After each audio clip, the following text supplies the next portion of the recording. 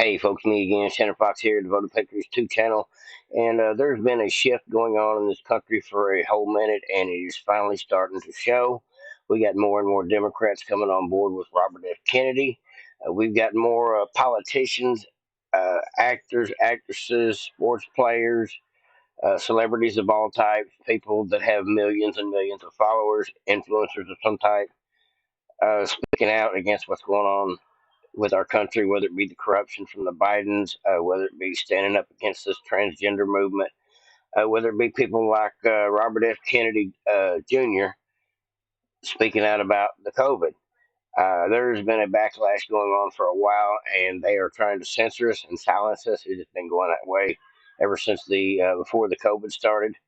But I see the conservatives are starting to fight back, starting to push back, starting to throw the crappy questions that get thrown at them from the CNNs of the world and spin them into facts about what's really going on in a comparison between the Democrats, how they're being treated versus the Republicans when it comes to things like lawfare.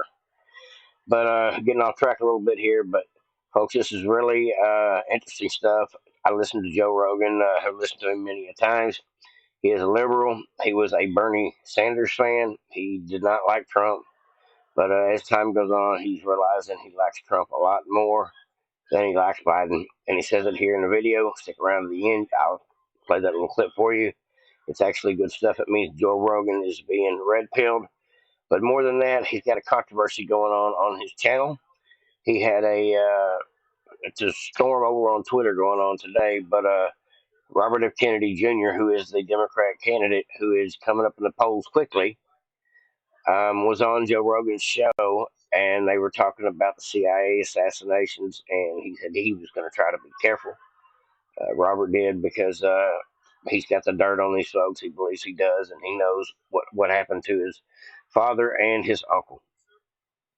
But at any rate, while he was on the show, Joe Rogan decided to make him an offer because he was talking about the efficacy of the COVID and things. So they made an offer to Peter Hotez to debate RFK Jr. on the vaccine efficacy and safety on the Joe Rogan show is now over $1.5 million. What happened was Joe Rogan offered $100,000 for this guy to come on the show and debate RFK, and just over the fact people finding out about it, they started donating to it, and it is now up over $1.5 million. Says the Gateway Pundit reported that the popular podcaster Joe Rogan challenged vaccine expert Peter Hotez to have a debate with Democrat president candidate RFK on his podcast. Rogan, known for his open discussion of various topics, including vaccines, pledged to donate $100,000 to the charity of Hotez's choice if he agreed to engage in the discussion with RFK on his show. The offer arose as Hotez shared a Vice article on Twitter titled "Spotify has stopped even sort of trying to stem Joe Rogan's vaccine misinformation." The article targeted Rogan for inviting RFK Jr. onto the podcast. So he went after Joe Rogan first, and Joe Rogan put it right back at him. I love it. I love it. That's the way it needs to be handled, folks. And I bet this guy will not, for any amount of money, come on the show and argue the fact, because he's going to look like a criminal when he does. Just my opinion. But I'm glad to see stuff like this happening. Uh, the fact of the matter is, folks, is we need better candidates on both sides of the fence, Democrat and Republican. If by chance uh, Robert F. Kennedy gets the nomination over Biden, I think it may not help Trump, but at the same time, I think it would be better for our country to have Democrats that are not crazy. I listen to Robert F. Kennedy, and I listen to Vivek Ramaswamy, and I listen to Trump as far as what they're saying about their candidacy. And I will be voting for Trump, don't get me wrong, but even people like Steve Bannon have floated the fact that Robert F. Kennedy Jr. would be a great vice president for Trump because he could actually take some of Biden's Democratic votes away from him. Doesn't sound like a bad plan to me, considering everything Robert F. Kennedy Jr. has said so far. out on the campaign trail, being concerned about he's an America First guy, is what it sounds like to me, but he's running as a Democrat. I guess because that's his family lineage. But at any rate, tell me what y'all think about Robert F. Kennedy Jr. as being Trump's running mate to seal the deal on the election. I think him and Trump could probably get along. They seem to be pretty close on policy, open borders, the vaccine, uh, how we're seen internationally. He does not have a problem speaking out. He wants to do the same thing Trump does to all these three-lettered agencies. He wants to clean them up, clean them out, and start fresh.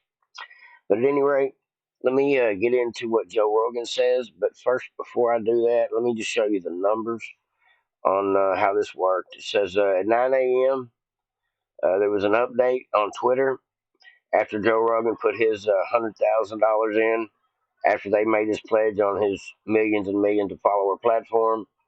It wasn't long, and it ended up being $1.52 million, 100,000, 150,000, 250,000, $500,000 donations and more. That's just crazy. If people want to get to the bottom of it, no doubt about it. Let's go into this Homer Simpson thing here. I thought this was pretty funny. That's going to be the guy's response, I'm sure. $1.5 million to give money to your local charity to just come answer questions. The guy needs to jump all over it if he's an honest man and he believes what he says. Now let's go ahead and jump into what Joe Rogan had to say. Now, not everybody is a huge fan of Joe Rogan, but me personally, I am. He is, like I said, a liberal, but we need more people like him standing up, standing out against what's going on in this country.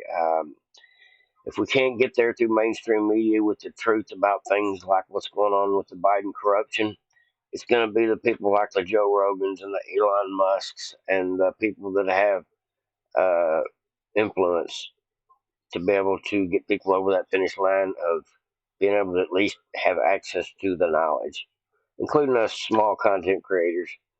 I just think it's all we can do is just push this information out until there's no way that the mainstream media can hide it anymore. I think we will get there, folks. Within the next year, it is going to be one browbeating after another of evidence coming out against the Bidens, and I'm just thankful for it. The exposure alone will probably sink him in the court of public opinion when it comes to 2024, and that's what I'm hoping for, folks. Tell me what you think in the comment section down below. Let's check out this video, and I'll jump out of here. And I go, I would vote for Trump before I'd vote for Biden, just because I think with Biden, like he's gone.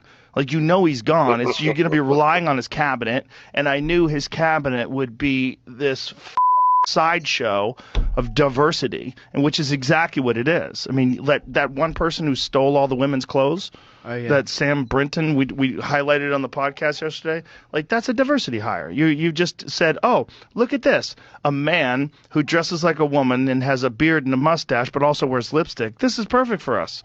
I don't give a what this guy's good at or bad at. I don't give a what their credentials are. This makes us look like we're inclusive. This makes us look like we're on the right side. So let's hire this person. And you can't have those kind of people running a Ben and Jerry's. You certainly can't have those kind of people running the most powerful government the world's ever known. It's nuts. It's nonsense.